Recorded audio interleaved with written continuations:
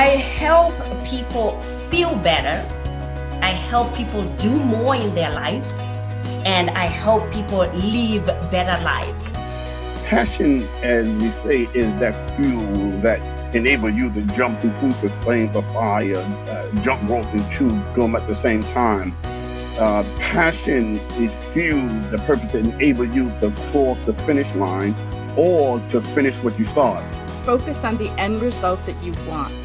What if I could feel better today? Even if you don't tap, if you just ask the questions, what if I can feel better today? You take hope and perseverance and you put that together. At the end of the day, it's going to be a success story. Anybody, right? I mean, anybody can literally achieve the dream of home ownership in a 5-year plan, right? It starts today. Attack the immediate tasks before you. And when I speak of attacking, what I'm trying to get you to consider is the idea that we need to take action. So when you're not feeling good, you simply note it and know that you're focused on what you don't want, and you get to choose. You could be intentional, choose what do you want to focus on. And so the word no is one of the most important words you can ever say, and yet it's so hard. If I say no to you, I am literally affirming myself. I'm giving myself permission to do me. I'm saying the answers you need are within you, not without you.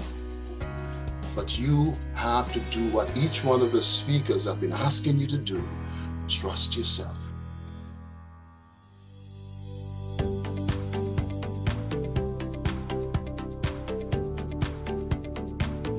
So next, we are going to go with Mr. John Lluvera. He's going to be talking to us about hope and perseverance. I wonder, before I even read his bio, let me just tell you a little bit about Mr. John. I am so impressed that at his age, he is not afraid to only follow his heart's purpose and passion. He even wrote his very first book. So when he comes on, look behind his wall, you will see the title of his book. It says, I Wore It with Pride. And here in the United States, we know that when somebody says, I wore it with pride, the first thing is, he must be a police officer. And that was my first thought. Yes, he's a retired police officer from our biggest city, probably in New York City, that it's the toughest place to be in New York City, and a retired police officer. So I honor you and respect you, sir. And I hope that many that are here and that watch this will know from your purpose and passion and zeal to go after your dreams that it's never too late to go after what you love. We can't wait to hear what your speech is about on hope and perseverance today. He's a retired New York police officer, as I said, a retired community basketball coach and mentor. And guess what, you all? He leaves the police department. Not that he's just going to retire, but when he retired, he actually went back to school and became a practical nurse. And now he's also retired. Yeah, girl, I see Andrea going, what? Yep. And now he's also a retired practical nurse. And as I said, a brand new author. I Wore It with Pride is his book. He says, my life can be viewed in stages. As a child, and he put in parentheses, scared. As a youth, he put in parentheses, troubled. As a young adult, parentheses, reckless. As an adult, parentheses, prideful. A middle-aged adult, parentheses, faithful. And as a senior, parentheses, thankful. If you could break down and define my social DNA, he says, you would discover, I get to say his age, a 72-year-old man, that all he ever wanted to do in life was to lead, to be successful, and help people. He says, my entire story is about hope and perseverance, which is his topic today. Welcome, Mr. John to the stage. Well, thank you for the gracious introduction. And the title of my book, which was published not too long ago, as you indicated, I wore it with pride. And today, I'm gonna talk a little bit about my bounce back moment in life, and also one of my inspirational heroes. But before I do that, let me just share with you the contents of my book.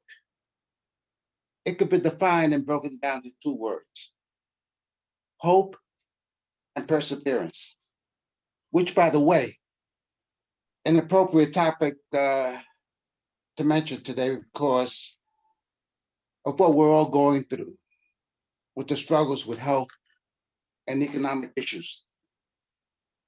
Now, in Webster's dictionary, hope is defined as wishing for something with expectation of fulfillment. Perseverance in Webster is defined as a belief, a purpose. Now, consider this: you take hope and perseverance and you put that together. At the end of the day, at the end of the journey, it's going to be a success story. And once again, in Webster, success is defined as a result or a positive outcome. One of my most memorable bounce back moments for me was in the 1990s, the mid 1990s, but it started in the early 1980s. As a member of the New York City Police Department, I was seriously injured one day working an overtime shift at the Russian embassy, of all places. And I was transported to the hospital and admitted, spent several weeks as an inpatient in the hospital. And when I was discharged to my home, and I remained on sick leave for a little bit over a year. After that year passed, I was ordered to report to the medical team of the New York City Police Department for a full examination prior to restoring and returning me to full duty. And after that examination, a week passed, and I received notice that I was no longer going to be a police officer. I was handed a disability retirement after 17 plus years on the force. My lifelong dream just was vanishing right before my eyes. For the years that followed, I suffered from depression, uncertainty, dysfunction, and anger. I mean, after all, my childhood dream, my passion for helping people, my future was being taken away from me. Consider this. How do you tell someone to simply stop breathing? I would often wonder, was this just a bad dream? Or was I being punished for something that I had no knowledge of what it was? During those years, which happened to be approximately 12 years, that I struggled for normalcy, hope and perseverance led the way. It was alive and well inside of my heart, my body, and my soul. Finally, at the end of those 12 years, became an LPN, and I was back to helping people, something that it's part of my DNA. You know, inspiration is measured in many, many different forms, many different ways. One of my lifelong heroes who allowed me to continue to believe in myself was a man named Jim Valvano. Now, some of you may not know him, but let me just tell you a little bit about Mr. Valvano. Jim Valvano was a men's basketball coach at North Carolina State University in the late 80s, early 90s. He actually died of cancer in 1993. However, 2 months before his death, he received the Arthur Ashe Award for Courage at the 1993 ESPN ESPY Awards. Jim could barely walk up the stairs, just 2 or 3 stairs to the stage and to the podium. He had some help. He got there. And suffering from cancer, near death, he said, you know, a full day for me consisted of laughing, thinking, and crying. Boy, when I heard those 3 words, all I could think about were my emotions. The 20-month journey that it took me to write and publish my book. Coach Valvano's main message that evening was, don't give up. Don't ever give up. And although shortly after that infamous speech, he passed away, he never gave up. He never gave in to cancer. Cancer never got a hold of his mind, never got a hold of his body, never got a hold of his soul. So today, I just want to leave with all of you a powerful message. Keep hope alive and perseverance strong. Thank you all.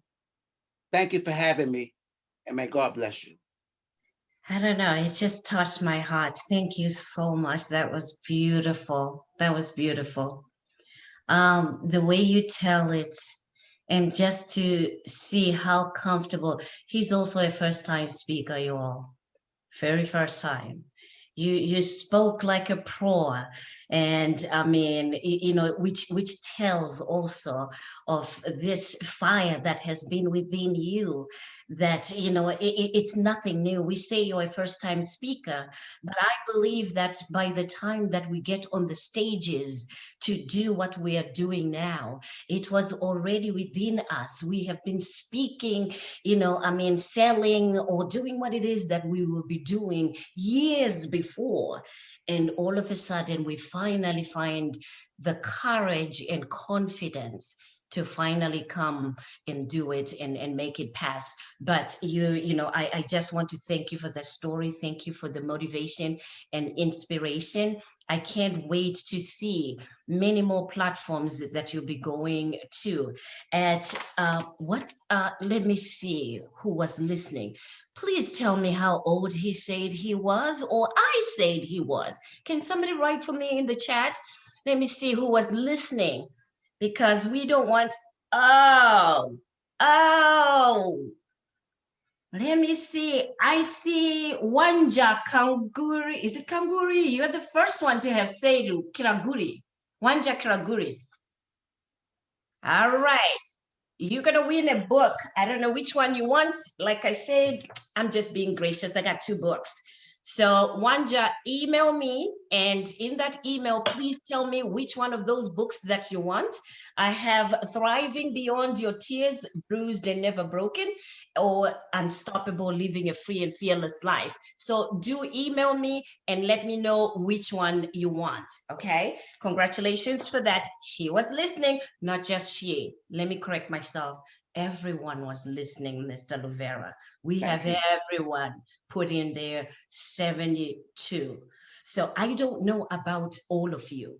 I know for me, my whole goal right now is no excuses. I have no excuses to not go after my passion and purpose, as we heard also from Dr. Reese, that, you know what, there is no age limit to those, passions and purpose. So my question to you as you're listening and continuing to listen today is, are you ready to get out of your own way? Many of you that are on this platform have worked with me, and they know that it's one of my famous things to say, no, just get out of your own way. And they go, what do you mean? You mean I'm in my own way? But that moment when they say, what? I'm in my own way? That is when all dreams begin to open up, all possibilities begin to open up. So may you also have the courage and confidence to go after your dreams as we go on.